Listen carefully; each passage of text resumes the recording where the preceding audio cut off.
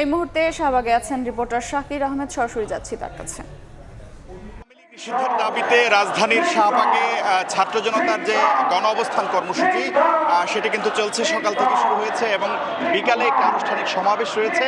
আমরা দেখতে পেয়েছি শুধু ছাত্র জনতা নয়, বিভিন্ন রাজনৈতিক দলের নেতাকর্মীরাও কিন্তু আজকের এই যে অবস্থান কর্মসূচি সেটিতে তারা শরিক হয়েছেন এবং বেলা বাড়ার সঙ্গে সঙ্গে, অর্থাৎ যে সমাবেশের যে সময়টি রয়েছে সেই সময়টি ঘনিয়ে আসার সঙ্গে সঙ্গে কিন্তু আমরা দেখতে পেয়েছি যে এখানের উপস্থিতির সংখ্যাটা কিন্তু বাড়ছে।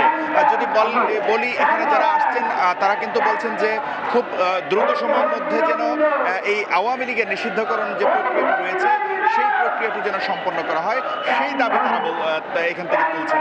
পাশাপাশি তারা বলছেন যে গত 16 বছরে আওয়ামী লীগ নানা ধরনের গণহত্যা, শাপলা গণহত্যা, পিলখানা ট্রাজেডি সহ নানা ধরনের হত্যাকাণ্ডের মাধ্যমে আসলে একটি সন্ত্রাসী সংগঠন হিসেবে আখ্যায়িত হয়েছে।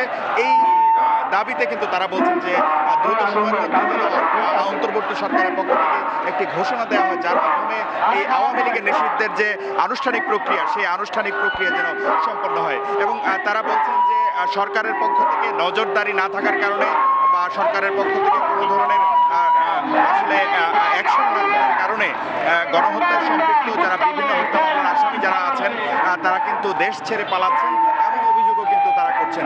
পাশাপাশি তারা বলছেন যে এই জুলাই বিপ্লবের যে ঘোষণাপত্র, সেই জুলাই বিপ্লবের ঘোষণাপত্র গত 10 মাসে আসলে সরকারের পক্ষ থেকে ঘোষণা করা হয়নি। সেই ক্ষেত্রে তারা বলছেন যে দ্রুত সময়ের মধ্যে যেন জুলাই বিপ্লবের যে ঘোষণাপত্র সেই ঘোষণাপত্রটি যেন খুব দ্রুত প্রকাশ করা হয়। তো সমাবেশকে সামনে রেখে তারা কিন্তু ইতোমধ্যে জমায়েত হতে শুরু করেছেন এবং তারা এই গণজমায়েত থেকে পরবর্তী যে কর্মসূচি তাদের সেটি ঘোষণা করবেন। এই ছিল আমার কাছে রাজধানীর শাহবাগ থেকে ছাত্র জনতার যে গণ অবস্থান কর্মসূচি সেটির সর্বশেষ খবর।